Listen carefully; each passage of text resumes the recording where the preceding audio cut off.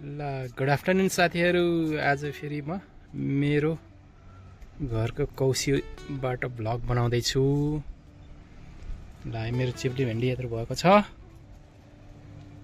र आज भने खुर्सानी पाकेको रहेछ।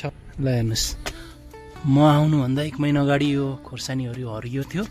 अहिले हेर्नुहोस् पाकेर लटारम्मै रातै भएको छ है साथीहरू। यहाँ यो बोटमा भने हरिरहेछ। ल धेरै दिनपछि आज घाम लागेको छ र यो रातै पाकेको खोर्सानी चाहिँ टिप्ने कार्यक्रम भएको छ। यो बोटमा पनि हल्का फुल्का पाकेको छ, तर यो बोटमा भने हल्का क्षति भयो। यसरी यसलाई चाहिँ यसरी खाँदो रहेछ। चराले खाएको हो किराले खाएको हो त्यो थाहा भएन।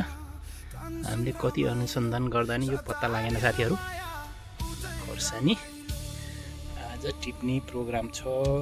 यो बोटमा नि पाकेको अवस्था र बाहिरको क्लाइमेट अझै पनि पोखराको आकाशमा यसरी बादलहरू लागिरहेको छ र बिहानको दिउँसोको 12 बजेको हुनाले घाम चर्को लागेको छ।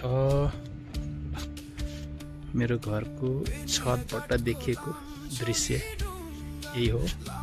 ल यो बोटमा पनि रातो नै फलेको रहेछ डल्ले खोर्सानी।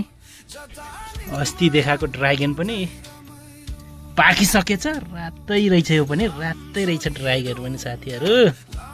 खोर्सानी ल यो पुरानो बोटमा यो लामो खोर्सानी पनि पाकेको रहेछ। ल यसरी एउटा चाहिँ म पनि टिप्दिउँ न। पाकेर नि यहीँ सुकेर रहेछ यो त। घामले गर्दाखेरि यो बोडी चाहिँ यसरी ओइलाएको छ।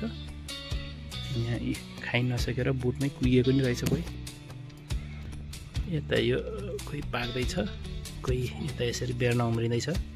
यसरी यो रोटेसन हुन्छ है। हाम्रो घरको कौसी खेती गर्ने कौसी खेतीकी रानीले डल्ले खोर्सानी पिकिङ गर्दै हुनुहुन्छ, टिप्दै हुनुहुन्छ। ल यसमा अहिले यति भयो, पछि कति हुन्छ म देखाउँछु साथीहरूलाई। ल डल्ले खोर्सानी यसरी टिपिन्छ है साथीहरू। जान्नुभएको छैन भने ल हेर्नुहोस्, यसरी बोटलाई क्षति नगरिकन यसरी टप्प टप्प टिप्नु पर्छ।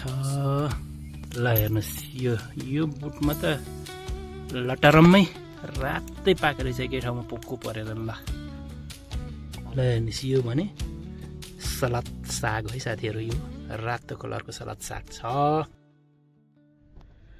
ल लाङ्ला भरि डल्ले खोर्सानी टिपियो आज। र यो ड्राइगन फल पनि टिपियो। अब टेस्ट गर्नुपर्छ साथीहरू। Stop! If you like this video, hit like right now, write your thoughts in the comments, and don't forget to subscribe, press the bell icon. Your one subscribe gives us the encouragement to bring another even more powerful video.